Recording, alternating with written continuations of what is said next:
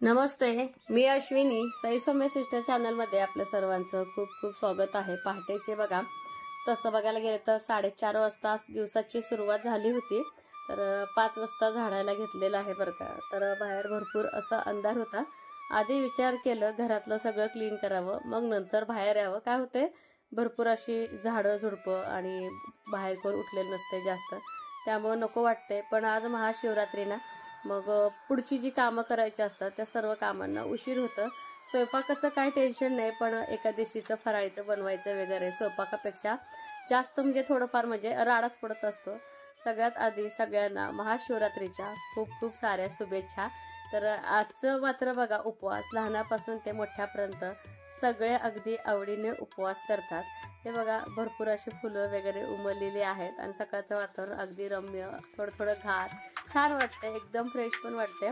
आंघोळ वगैरे काय झालेली नव्हती, तर आधी म्हणलं सगळं झाड झटक, परत आपली सगळी साफसफाई करून घ्यावं.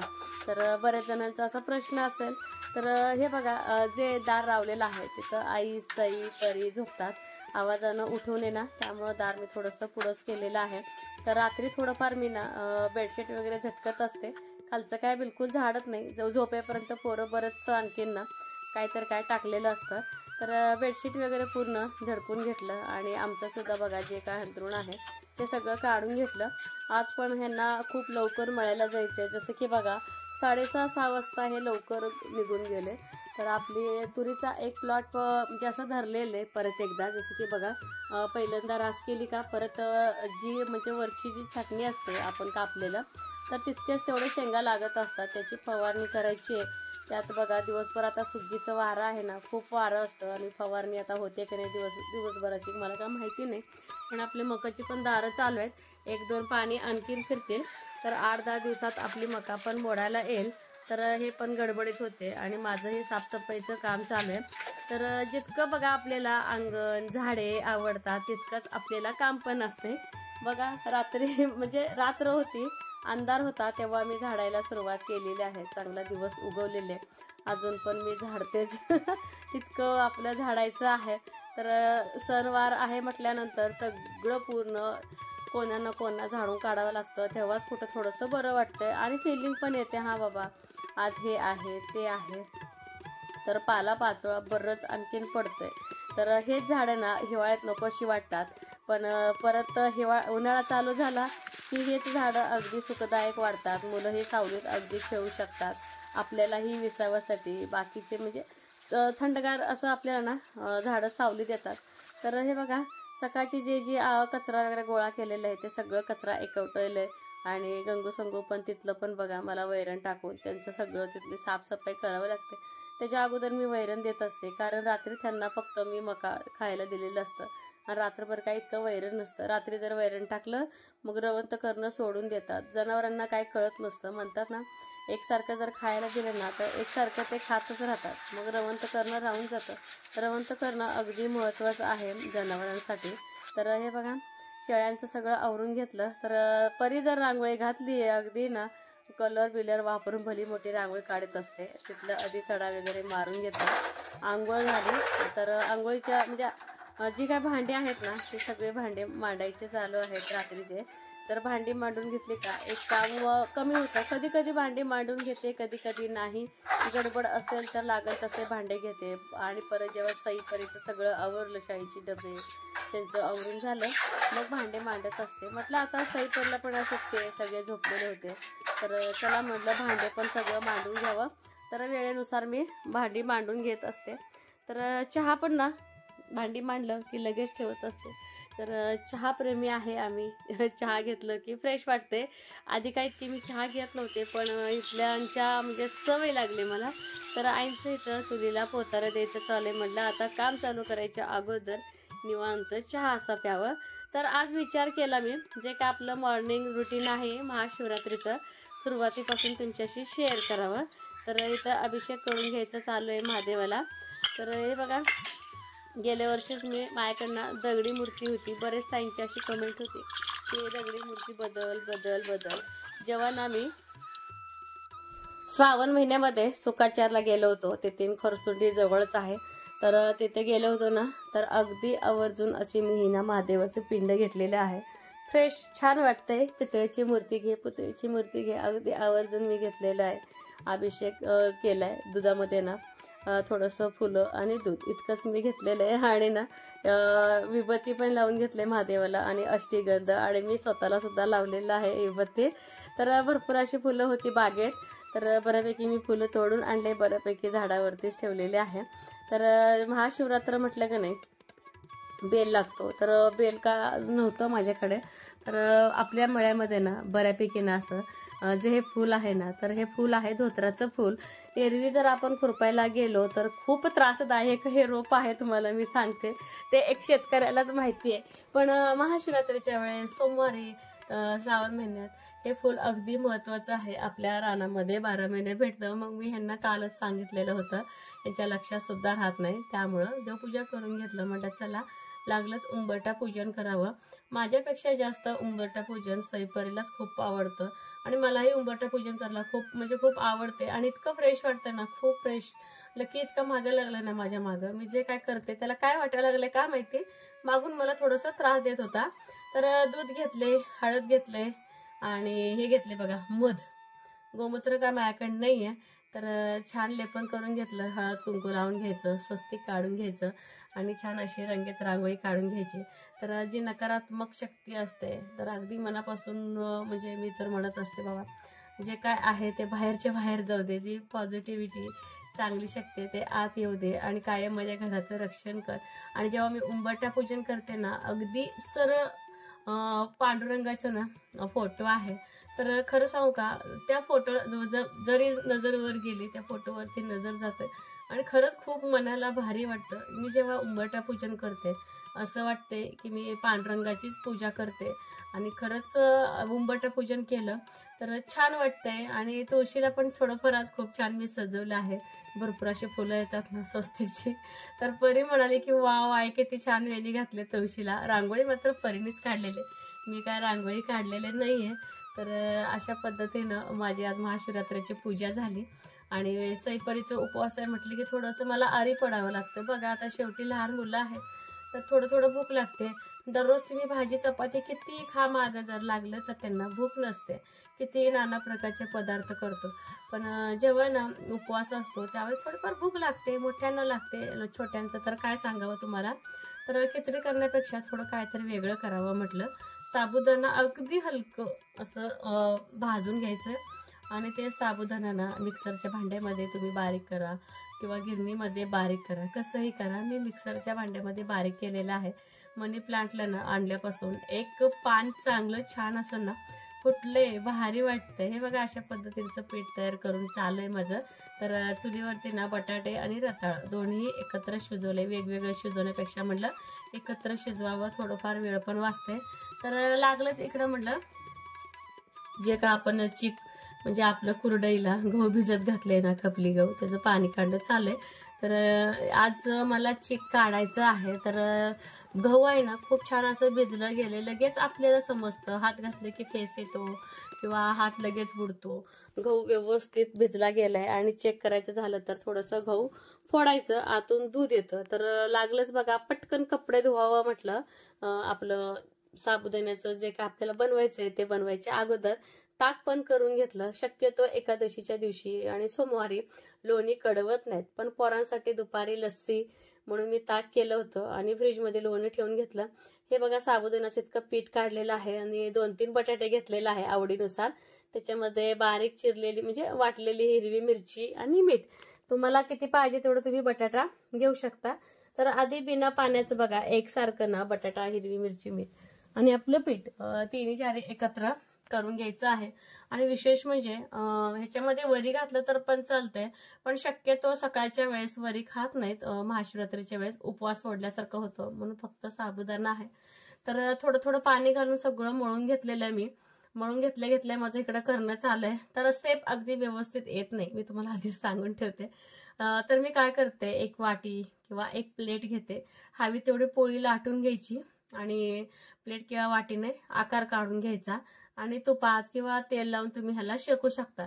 फक्त ह्याचा एक म्हणजे तुम्हाला एक सांगते फायदा, गरम गरम जेवढं तुम्ही खाचा तितकं भारी लागते. आणि थोड्या वेळाने जर खाल्ला, जसं साबू खातो ना सेम तेच फिलिंग येते, पण थोडंसं नवीन केले म्हणून मुलांना पण थोडंसं नवीन वाटते. अगदी मग अट्टासाने खातात.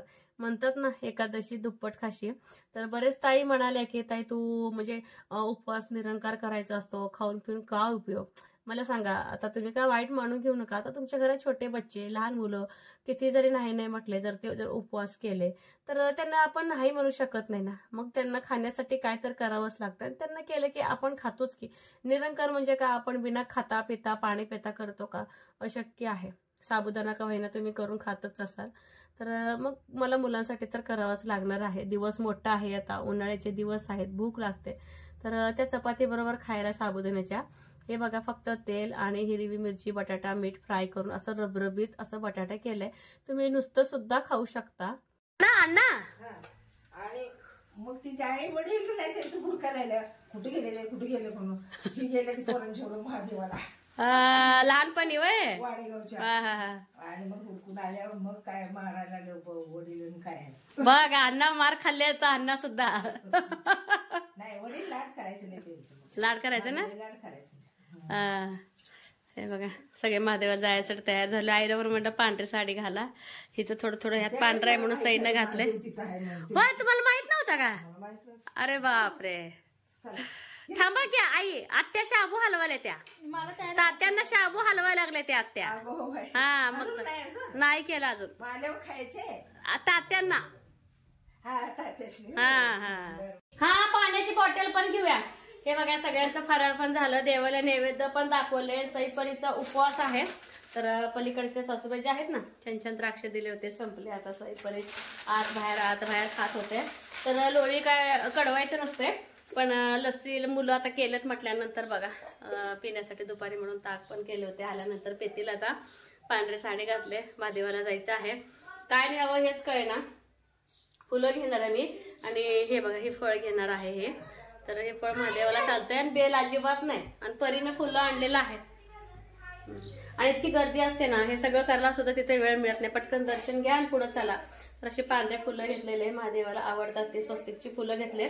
परी आपली बरं केली आहे. सकाळीच ना ती तयार झाली. तिला म्हणलं सकाळीच तू काय तुला घालायचं घाल, म्हणजे बदलायला नको.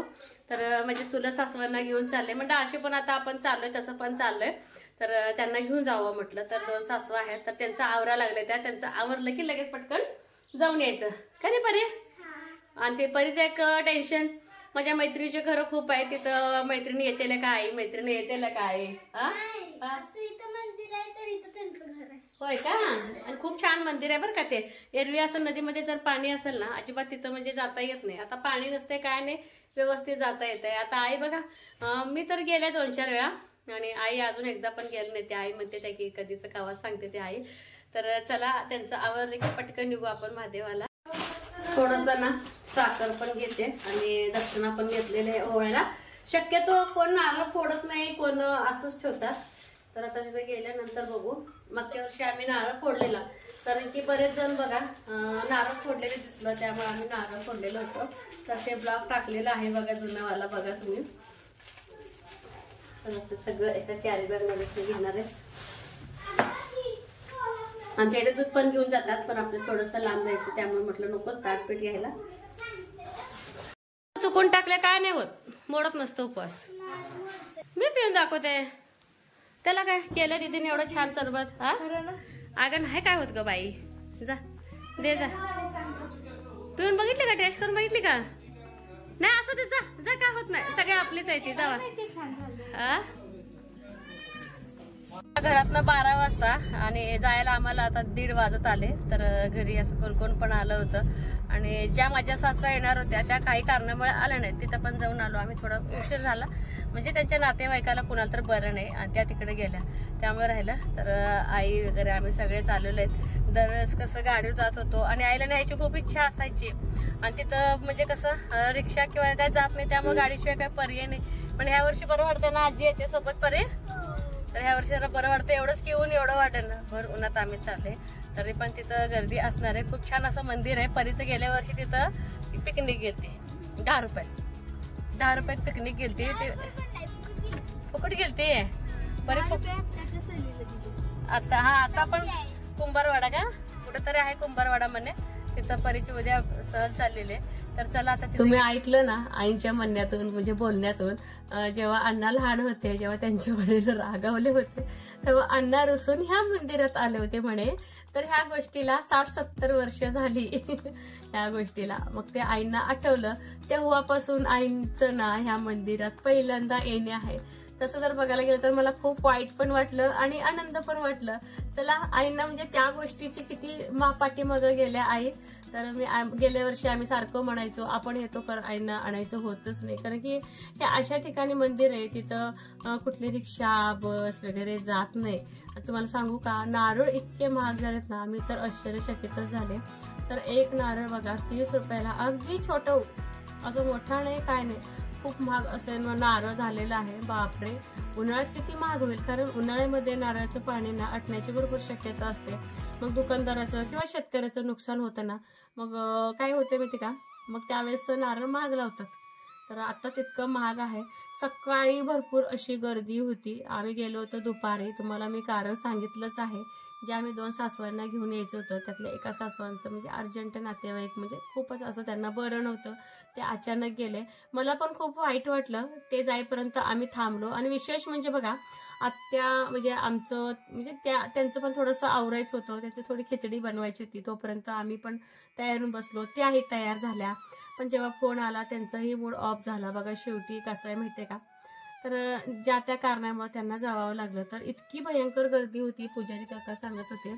तर पूर्ण मंदिरामध्ये ना अशी म्हणजे जे काही फुलं परत बाकीचं जे काही साहित्य आहे लोकांनी जे वाहून गेलेलं होतं ते सगळं काढलेलं आहे. वाईट मला एकच वाटलं आपण किती भावनेने श्रद्धेनं देवाला फुलं वाहतो नारळ फोडतो परत काय करायचं ते सगळं देवाला करतो आणि आपल्या समोरून हे लोक सगळं काढून ना कचऱ्याच्या बादलीत टाकतात. सईच्या बाबाचं असं म्हणणं असते बघा कुठल्याही देवाला गेलं ना अश्विनी सरळ पाया पडत जा बाकीचं हार वगैरे घ्यायच्या भानगड पडू नको. इतकं त्यांचं वरडा खात असते ना मी दर ह्याला खूप वरडा खात असते कारण की आपल्या देखतच हे लोक सगळं काढून तोडून कचऱ्याच्या बादलीत टाकून देतात. मग आपली भावना काहीच राहत नाही फक्त आपण श्रद्धेनं पाया पडायचं देवाला एकच त्यांचं म्हणणं असते. तर आजच्या दिवशी नारळ फोडतात का नाही मला माहित नाही पण बरेच लोक खूप नारळ फोडत होते ना मग मी पण म्हटलं आपण पण फोडूया. तर नारळ फोडायचं झालं म्हटलं की सगळ्यांना छोट्या मोठ्यांना मोह असतो नारळाचं पाणी प्यायचं. ग्लासमध्ये पिण्यापेक्षा जेव्हा हातात घेतं ना पाया जायच्या अगोदर ते खूप भारी वाटतं. सगळ्यात भारी ही मूर्ती मला भावली. किती सुंदर छान छोटीशी मूर्ती आहे. परी तर एकदम घाबरलीच माहितीये का परी का मी सुद्धा घाबरले खाली एकदम ना म्हणजे विचित्रच म्हणजे सापासारखंच दिसून आलं ना त्यामुळं. तर हे बघा साईडचं असं ना सगळं असं वातावरण आहे आणि त्रिवेणी संगम म्हणजे 3 नद्यांचा संगम झालेला आहे तिथे महादेवाचं मंदिर आहे. तर परी म्हणाली की परी आणि सई म्हणते आई आपण प्रयागराजला जाण्यापेक्षा तिथं त्रिवेणी संगम आहे तर आपल्या ना प्रयागराज इथेच आहे बघ असं त्यांचं सांगणं होतं. किती डोकं आहे मुलींना किती हुशार आहेत बघा चांगली गोष्ट आहे. तर घरी आल्यानंतर बघा जे काय दररोजची साफसफाई जी असते ते सगळं करून घेतलं आणि गव्हाचं चीक काढायचं होतं. सकाळी तर पाणी मी बदललेलंच होतं तरी बघा फेस आला भरपूर फेस आला की असं समजायचं गहू आपलं चांगलं भिजलेलं आहे. सगळं त्यातलं पाणी काढून घेतलेलं आहे. आणखीन एकदा नॉर्मल असं मी गहू ना म्हणजे असं धुवून घेणार आहे जेणेकरून जास्त असं वास पण येणार नाही आणि आपल्याला पण थोडंसं बरं वाटतं. हे बघा चीक पांढरं पाणी निघायला लागले ना. तर परीचा एक कालवा तिला मला मदत तर करायचंच आहे चीक काढायचे म्हणून पण ती वास येतं आम्हाला काही येत नव्हतं पण लहान मुलांना कसं येते काय मला माहित नाही. आत घरामध्ये खूप पांढरे डाग पडतात. हे बघा आधी बिना पाण्याचं पूर्ण गहू हाताने असं किवचून घेतो. जितके ताकद आहे तितके ताकद मात्र ह्या गव्हाला दाखवावी लागते. अशी ताकद लागते. शोल्डर पेन होतात म्हणून बरेच लोक आता मिक्सरमध्ये काढू लागलेले आहेत. पण मिक्सरमध्ये काय होते माहितीये का भांडे आणि पसारा तर पडतो पण जो गव्हावरचा तांब असतो ना तो तांब मात्र पूर्ण त्याच्यामध्ये मिक्स होतो. मग ते जुन्या माणसांना आवडत नाही. तर हे बघा गहू जेव्हा मी ना बारीक करत होते त्यावेळेस त्याच्यामध्ये हरभऱ्याचं एक दाना पडलेला आहे बघा दिसू शकते तुम्हाला. तर मला सुद्धा जेव्हा मी म्हणजे गहू चोळत होते ना त्याच वेळेस दिसले. परत नंतर ना आई आणि मी ते काढलेले. हे बघा अशा पद्धतीनं ताकद लावून लावून पूर्ण चीक काढायचं असते. आणि गव्हाची कुरवडी खरंच चवीला खूप म्हणजे खूप चांगली असते.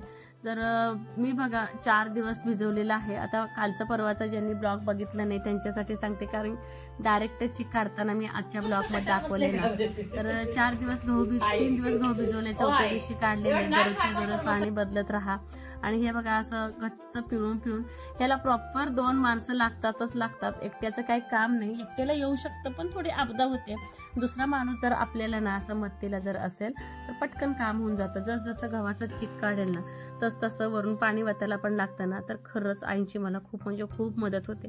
बरंच ताई खरंच खूप जळतात. आता मला आता इतका राग यायला लागला. शॉर्टला कमेंट आली होती, हा तू तुझ्या सासूला घेतल्याशिवाय कुठलंच काम करत नाही बाई. आता बघा आमचं दोघींचं नातं सुंदर आहे. तर आम्ही दोघे एकमेकांना सोडून म्हणजे बोलायचं सोडा, खाणं पिणं सुद्धा आम्ही एकत्र करतोय. सगळी कामं एकत्र करतोय. मिळून मिसळून राहिलं की घरामध्ये आनंद होतो. जर तुम्ही एकाचं तोंड तिकडं एकाच तोंड जर इकडं तुम्ही असं राहिला तर घराला त्या घरपण अजिबात येत नाही. जे काय असेल ते अगदी मिळून करतो. जर मी एकटी जर करायला गेलं तर आईला असं वाटतं की मी त्यांच्यावर रागाला आले की काय. तर करतोय आम्ही दोघी एकत्र. तर तुम्ही असं जळायचं काही कारण नाही, कारण की माझ्या सासूसारखं कधीच वाटत नाहीत. आणि तुम्ही बरेच ब्लॉग बघा, तुम्हाला दिसून येतं कुठल्याही ब्लॉगमध्ये. त्यामुळे आम्ही दोघी मिळून करतो. आणि मिळून केल्यामुळं खरंच अनुभव पण येतात, कुठे चुकते काय चुकते ते आई सांगता सुद्धा.